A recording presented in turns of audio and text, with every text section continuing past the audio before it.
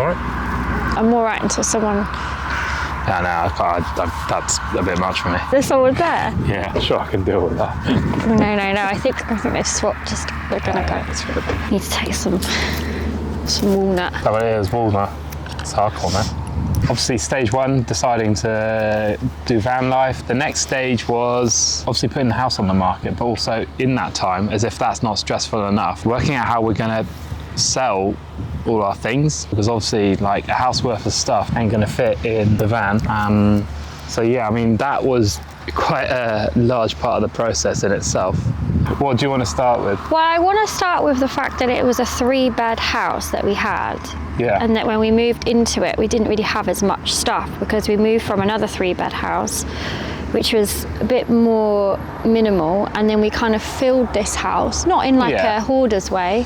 No. But definitely like filled it. I think we were always quite good at sort of clearing out when we thought it was getting a bit much with stuff. And yeah, we went through a lot of cupboards a lot of times. Yeah. Quite careful and did do like regular clear outs and that kind of thing. Obviously there's still a whole load of stuff to sell. Like it's ridiculous, like when it's that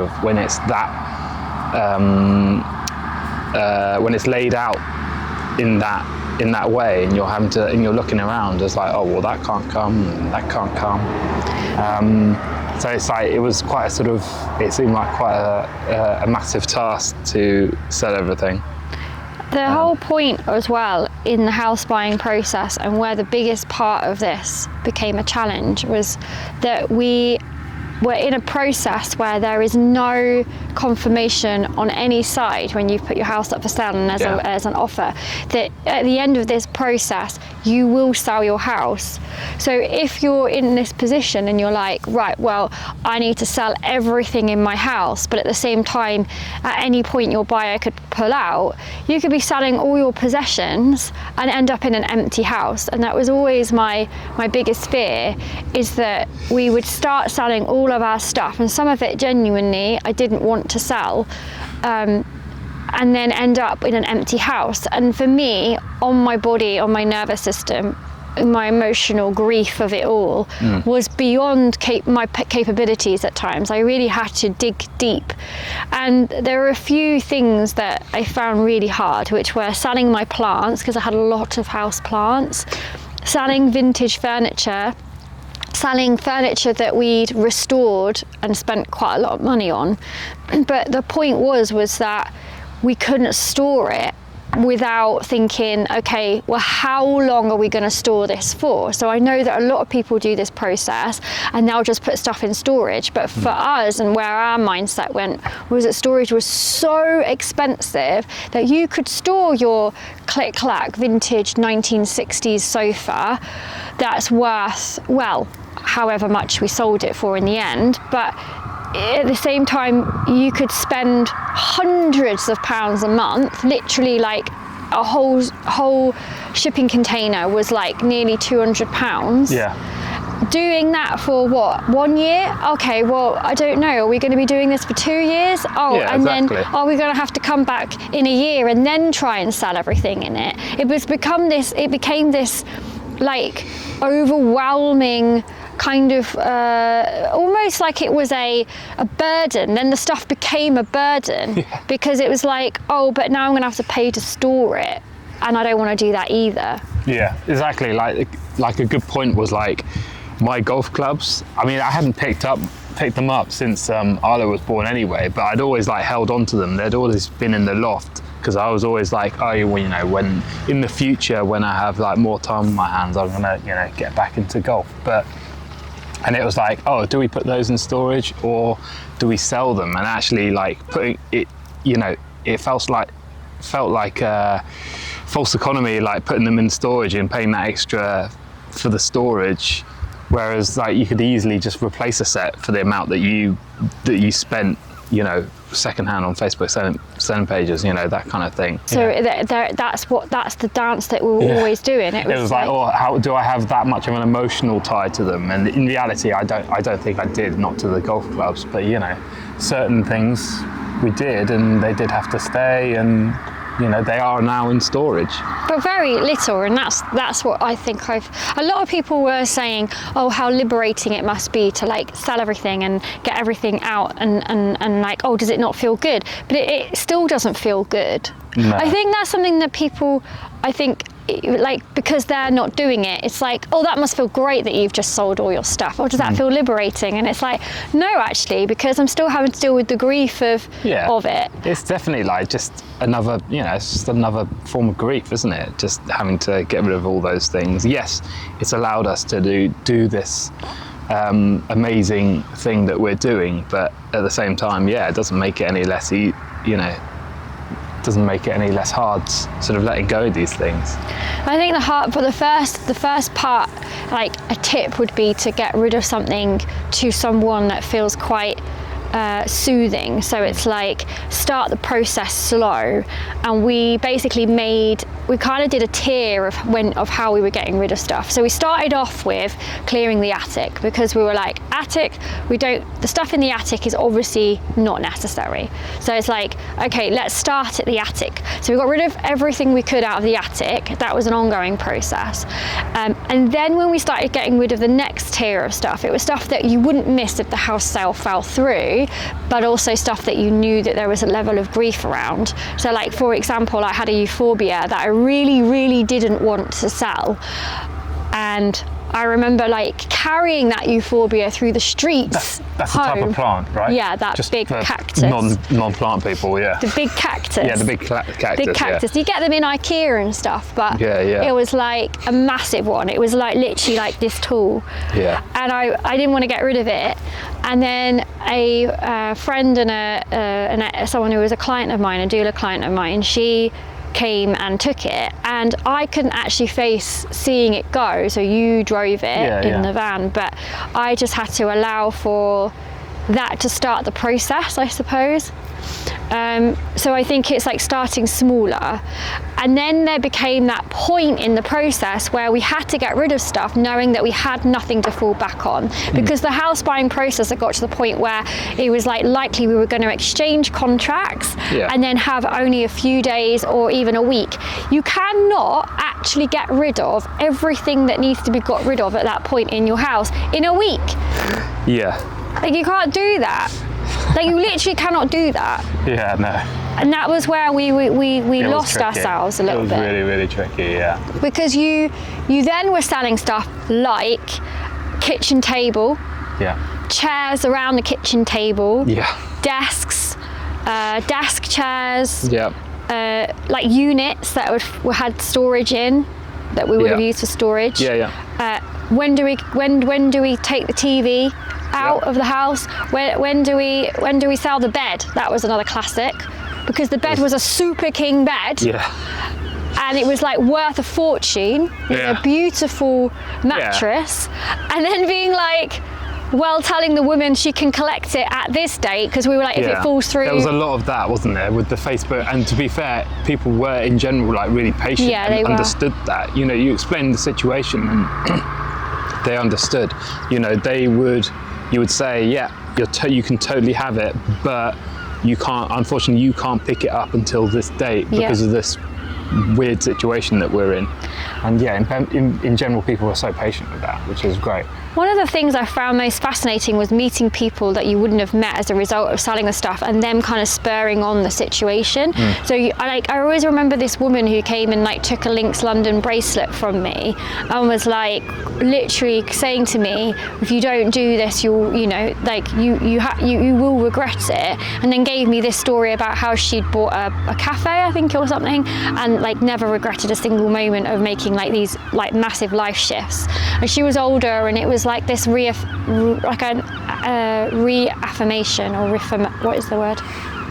When you reaffirm. It just reaffirmed what? What we thought we were doing. And every time someone bought something else, they'd go, oh, but I see that you are selling a lot of stuff. Why is that? That's what it would be. Because it would be quite obvious. Either, you know, they would see the Facebook selling pages and see like all the stuff up for sale, or they would see from our house like, oh, you know, there's a big pile of stuff that looks like you're getting rid of. So they would always ask and really say, and like they were so like, they were like, oh, good for you. Like in general, that was the attitude. It was like, oh, good for you. Good that you're doing that now. Like I wish I was brave enough to do that. Yeah. So it was in that way, it was like such a positive, you know, the process was so positive because everybody was like really positive about what we were doing. But I still for me, what I want to reiterate is how much sadness and grief was in that process, it's and tough, fear, like so much fear. Honestly. And I think that people really did spur it on, but at the same time, I had to sit with so much around it. Yeah. And it was like a curated house, so that was what was really hard.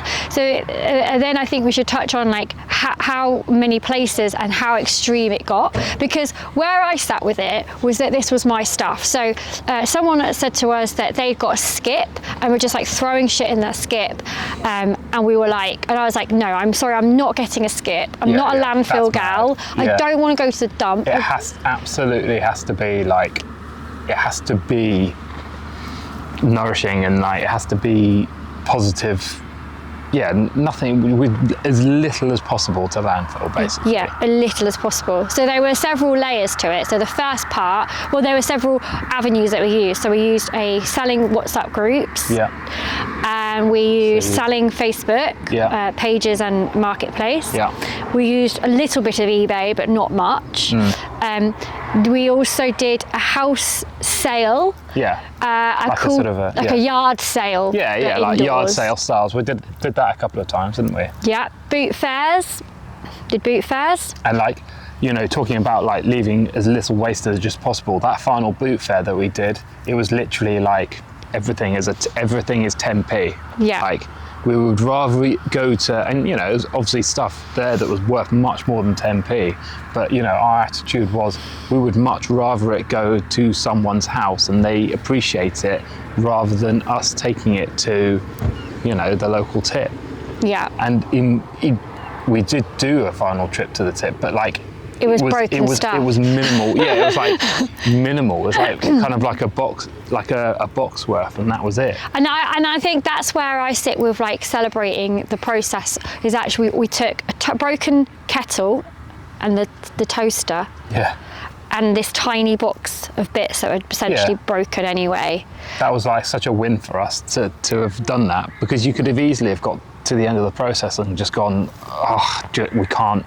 It's going to have to all just, but yeah. No, the tenacity of it. It felt good, yeah. It took a lot of tenacity. And then the other avenue was outside the front of a house, which did annoy a neighbour. She was absolutely livid that we were basically creating. That didn't go down well. I mean, literally, you know, she was making it out as if we'd spread it over the whole as if there was no room for, you know, we're taking up about that much of the thing on like, you know, quite a decent. And everything was going. We would put it out in the morning and everything would be gone. And if it was raining, we brought it in and we always tidied it. It was like a shop front. We were always zhuzhing it, and people would take stuff. Like people were like drunk taking stuff at night. Someone was telling me the other day, like everyone was just like having the best time coming past. There was a woman taking stuff for a children's hospice charity. She kept taking stuff for that, and she came and knocked on my door and said, thank you so much. Over the last few weeks I've given so much to this hospice. Like this is where it was at for me. Yeah, absolutely. And I think that it was even down to when someone came and bought the plates. I was like, oh my God, someone's literally come and bought the plates.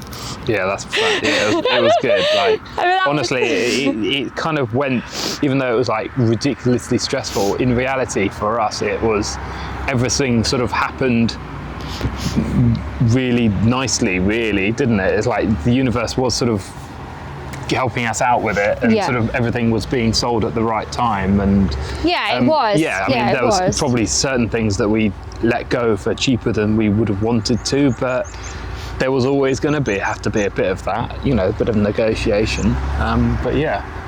So we held on to a larger storage unit because we were camping, going away. We went to Thailand for 2 weeks, and then we were like, right, well, we need to like have a bigger space to sort of like not feel like we were having to like Tetris.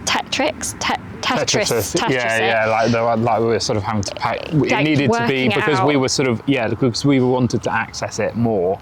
We wanted it to be more comfortable to access. Size-wise. That it wasn't like having to like take everything out in order just to get that thing at the thing. We wanted it to be slightly more comfortable. So when we left the house, everything had gone, everything had sold, apart from the toaster and a kettle, which you took to the tip on the way to the campsite.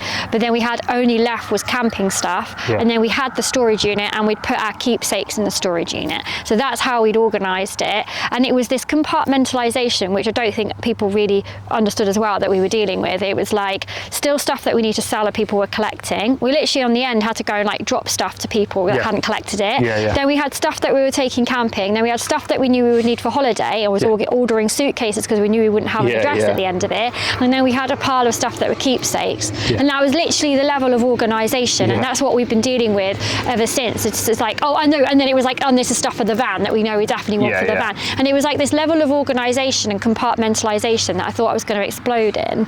And then once we'd got to the campsite and we'd like finalised that part, I remember you checked your WhatsApp and I checked my WhatsApp, and I went through and just deleted like final messages of people in my WhatsApp that had come to collect stuff. And just from that last 3 days or so, I had 60 messages in my WhatsApp for people to come and get stuff. And that was just me. That wasn't including Facebook either. So you had been dealing with the same number of people. So the amount of people that we were dealing with was insane. Absolutely. And we got really strict with what was really hard was dealing with people. Well, sometimes there was joy, sometimes there wasn't. If you've sold on Facebook selling pages, you know that it can be a tough beast, like people just not showing up, people just ghosting you, just all of that. So we did get a belly full of that, and you did get pretty frustrating at times. Really hard. We just stuck at it, and we tried to put in firm boundaries with people. It's like putting stuff and making it clear that if you don't come and get it, then it's going to the next person, or it's like making sure that people understood that they had to collect this stuff, otherwise it wasn't going to go to them. The biggest trick definitely with that is never put anything for free, because if it's free, it's like they owe you nothing. But if you put it up for even just like a fiver or like £3, there's still an element of I don't know, it's like people's mindsets shift. It's like, oh, but I'm still buying it, and so it seems to be a better exchange of energy, even if it is literally a couple of quid. That's what we worked out. If you put it up for free, it just never worked. People didn't show up. It just didn't. That didn't help. But then the final moment was literally only a few days ago, when we managed to move from that bigger storage unit, which you said was £70 a month, but that's because we moved from the £70 a month to a slightly bigger one, because we didn't put it all in. So that was like £120 a month since the end of June. And so we had July, August, September spending about £120 a month, or 150, I don't know what it was, it was just over 100. And then we were determined to get everything into a £40 a month storage unit, which is essentially the size of a washing machine piled up, 2 washing machines piled up. And so that was the size of it. I can't remember how many square foot it was. No, I can't remember what's the top of my head. Tiny. So I was panicking that we were going to have to again get back on selling like a few baskets and stuff. But actually, we'd managed to put stuff on the rack that we had, and that was like the final outside bits, like supboard, and that was on the van.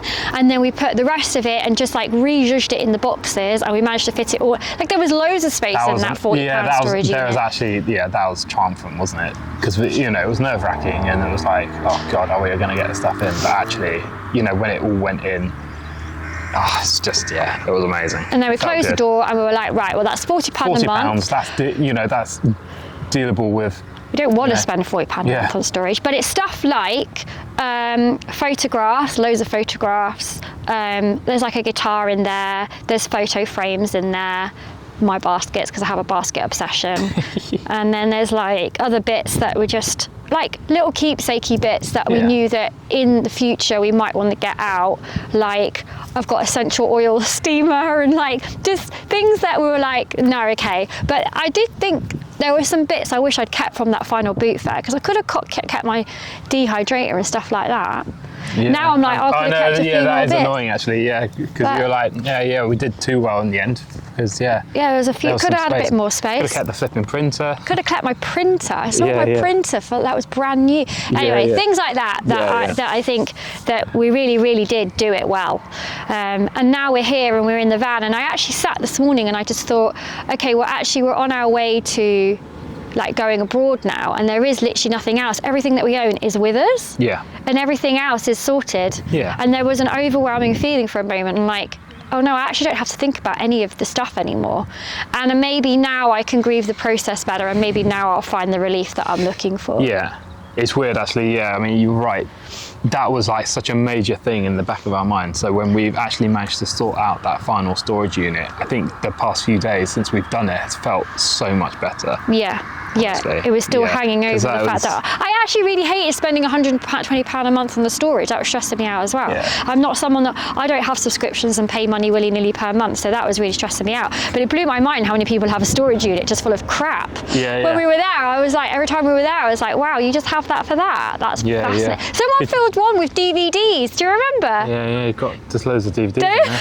Why? I'm like, do you even have Why? a DVD player anymore? Anyway, that's just not for me. So I'm glad that I am going to start to feel better, I think, landing into that knowledge Yeah, that was 100%. everything. And that's it. That is how we sold everything in our house. Feels good. Anything else? No, I think that's it. All right.